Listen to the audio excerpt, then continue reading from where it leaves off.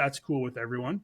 We're going to start with another round of this or that. We did one of these a couple weeks ago, and actually it turned out to be kind of fun. I'm going to give you two stories in the news, and you're going to tell me, as a marketer, which one of them is more interesting to you and why.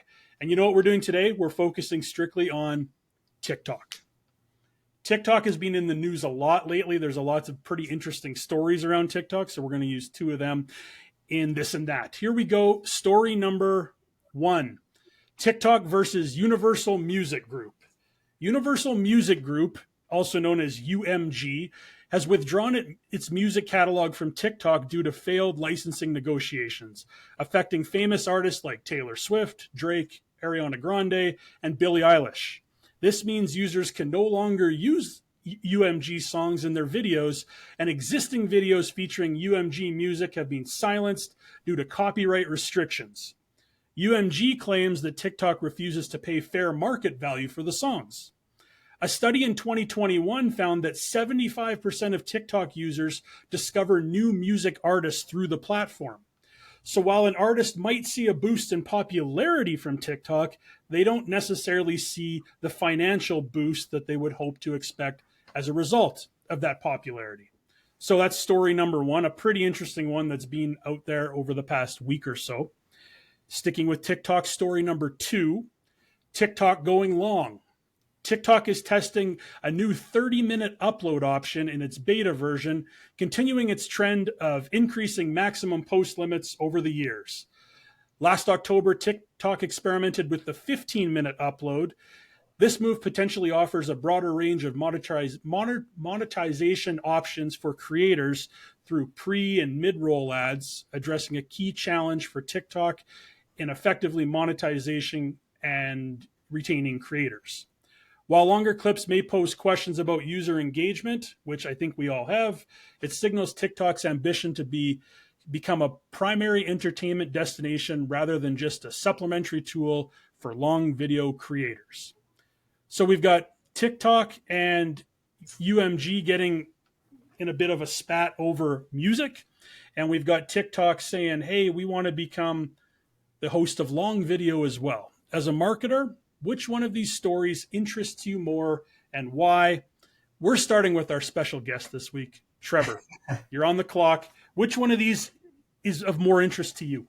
Well, as a musician, I think the music one would seem very interesting, but as a marketer, definitely the longer form content. And just knowing what's been happening with YouTube right now, where they're kind of forcing the need of short form from TikTok, combating and fighting against TikTok on its brands and its users and content creators. How this is almost the inverse, and I'd be curious to see what TikTok ends up doing with the interface for people to find and make use of these longer form videos. It's interesting too, you mentioned that. I read an article the other day where people were talking about how TikTok is quickly becoming a search engine as well. And I think having longer videos in there might offer some different opportunities for brands to spread their wings a little bit more. But you're right. YouTube kind of went from long form and now they get into the short form game. TikTok's the exact opposite. They were short form and now they're going long form. Which is interesting too, because it serves a different purpose. The short form's that entertainment value, I just need to turn off my brain for a while and scroll. The algorithms kind of make sure they provide you with what you'd be interested in, whereas the long form content will often be more geared towards somebody following a brand or a content producer of some kind, and where you do want to watch something on a regular basis or follow somebody or answer a question that you have in more of a search form. So it is like they're completely taking turns trying to do what the other does. It's just how they implement it, I think, would be interesting. And I'm curious to see my kids. Oh, yeah, go ahead. TikTok's better at it than YouTube is. At which part I've of been the using long it form or the short? to plan trips. Like I type in like what are the things to do in these areas, and you could find 30 videos on different people's perspectives on things that you might want to do in these cities. Like I'm going to Europe here in May, and I've been looking for months now on just ideas and things to do. I mean, TikTok as a search engine is an excellent way to explore areas of the world, thoughts and ideas. It does a really good job of categorizing this stuff, which is what its algorithm is built to do. Anyways, that's kind of an aside. With regard to the two storylines, I actually find them both very interesting. I'm going to touch on a few points on both that I thought were pertinent. I mean, on the music side of things, I can kind of see where they're coming from, where they want to monetize it. I'd also argue that without TikTok, they wouldn't have been getting any revenue for the videos. Like this once this platform didn't exist, they weren't getting this additional. It's like a new stream of revenue for the music industry to be getting anything for this. And the fact that they're complaining about not getting enough is a little bit of an eye roll to me. I mean, Taylor Swift, as an example, she's doing okay, and I think she's, by extension, the music industry in there is doing okay. For new artists that come out, they're obviously not. Sorry, what was the music? Was it Universal? You said who was the yeah? So Universal.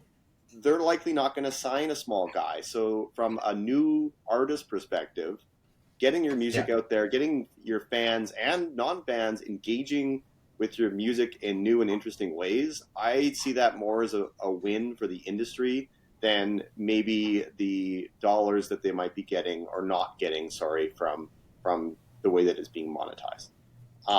It's just they're getting something, but they would be getting nothing if the platform didn't exist. So I think they're splitting hairs. Now they're just going to get nothing for their views entirely as a result of what they're doing. And I don't think that that's the smartest way to engage with your fans. People were playing these videos, learning new music, finding new artists through this platform, and now that's going to go away. I wouldn't be surprised if down the road they reverse their decision on this. I think the negotiation's ongoing, and I would be, to like your point, I'd be shocked if something didn't, there wasn't a resolution. I don't think they understand the breadth of reach that TikTok has with this younger generation. Also, the impact that it may have on their artists. I mean, Taylor Swift's everywhere nowadays, so that's maybe a different story. But some of the lesser-known bands, I'm sure they've been seeing a lot of increase in visibility due to their music being shown on TikTok, being copied and being used by a lot of different people out there. Long-form content on TikTok, to me, just makes sense. The whole model has always been about views, but I think the model should really be about time on site or time consuming content. I mean, I know for me, for example, one of the few times I'm actually on TikTok is when I'm at the gym. I'll go on a treadmill or I'll go on an elliptical, and I could work out for 30 minutes and not realize that time flew by. And I've started to notice that my algorithm is sort of gearing me towards longer term videos during that time frame when I'm at the gym. So it seems to kind of understand and know you and even your habits a little bit. And like I say, I see this making a lot of sense, especially if the content is usable and informational for people. Well, one of the interesting when YouTube was pushing the long form content for a while, there was a big change in what ended up being produced and who could produce it. So there was a push towards that. I remember back in the day when we were talking about keeping it under 2 minutes type thing for your story, whereas it eventually became how can you get somebody to watch for 10 to 20 minutes or longer, like an episode level on YouTube. But one of the challenges that came with that is back when we were talking about the short form content or the shorter content, a lot of people could actually get involved and produce these videos. Whereas now you look at the videos that are long form on YouTube, and some of these production teams that are required to actually produce this content means you have fewer people able to fulfill the requirement, right? So, or at the level of expectation, because to your point, it's not necessarily how long your video is how much of your video gets consumed that make it deemed worthy. So if your video, and I think we just looked at this recently, the correlation between, it's not the length of your video, it's how much of your video gets watched that chooses or determines whether or not it succeeds. But one of the recent studies that was released is how much money some of these producers are spending now on creating these videos. I'm not sure within TikTok that's been the opportunity for content creators to all of a sudden have this massive budget or a team to be able to produce 30-minute long videos. Mm-hmm. Mm-hmm.